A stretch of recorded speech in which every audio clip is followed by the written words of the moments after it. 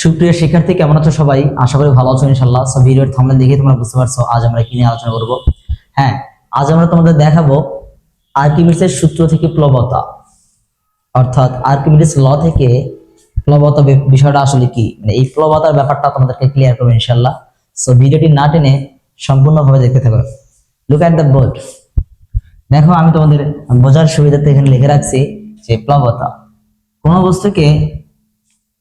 কোন বস্তুকে তরল বা বায়বীয় পদার্থে আংশিক বা সম্পূর্ণরূপে ডুবালে বস্তুটির ওপর যে ঊর্ধ্বমুখী বল ক্রিয়া করে তাকে প্লবতা বলে।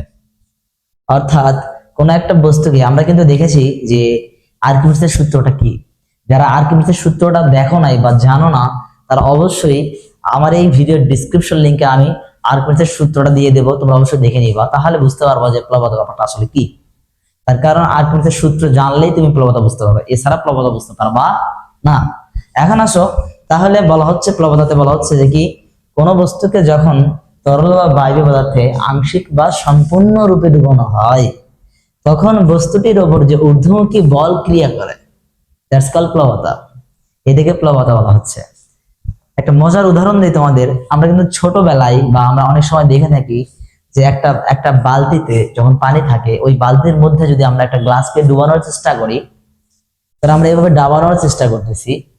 যদি আমরা আমাদের হাতটাকে সরিয়ে নেই তখন কি হয়, গ্লাসটা কিন্তু ওপর দিকে লাফ দেয়। তোমরা চাইলে এটা পরীক্ষা করতে পারো, ঠিক আছে? এই যে গ্লাসটাকে আমরা ডাবানোর চেষ্টা করতেছি, মানে আমরা নিজ দিকে নিমজ্জিত করার ট্রাই করতেছি, কিন্তু আমরা যখন হাতটা ছেড়ে দিচ্ছি অর্থাৎ একটা বলটা যখন অপসারণ করতেছি তখন কিন্তু বস্তুটা ঊর্ধ্বমুখী মানে উপর দিকে উঠতেছে। এই যে ঊর্ধ্বমুখী বল ক্রিয়া করতেছে, এই ব্যাপারটাকে বলা হচ্ছে প্লবতা। আসো আমরা প্লবতার সমীকরণ একটু বিশ্লেষণ করি।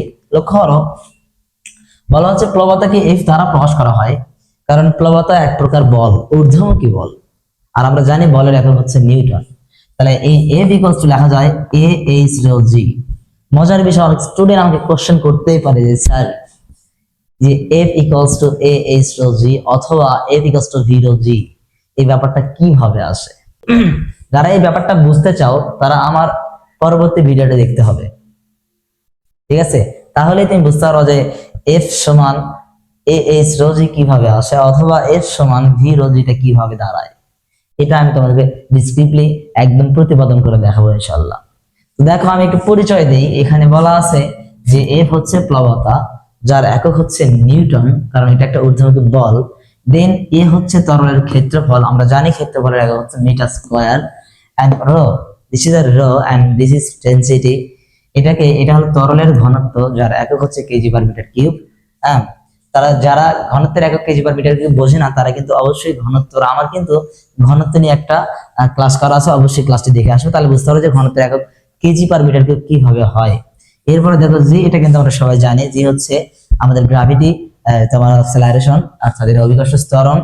দেন ভি হচ্ছে তরলের আয়তন। আর তোমরা কিন্তু জানো যে আয়তন সমান লেখা যায় দৈর্ঘ্য গুণন প্রস্থ গুণন উচ্চতা। তবে এই ক্ষেত্রে আমাদের আয়তনের যে গল্পটা হবে সেটা হবে কি, লেন্থ গুণন ব্রেথ গুণন হাইট। এটা কিন্তু অবভিয়াসলি গভীরতা। এটা হচ্ছে আমাদের আয়তনের স্ট্রাকচার, ঠিক আছে? আশা করি বুঝতে পারছো। আজকের ক্লাস এই পর্যন্তই, দেখা হবে নেক্সট কোন ক্লাসে। সে পর্যন্ত ভালো থাকো, সুস্থ থাকো। ধন্যবাদ সবাইকে। আসসালামু আলাইকুম।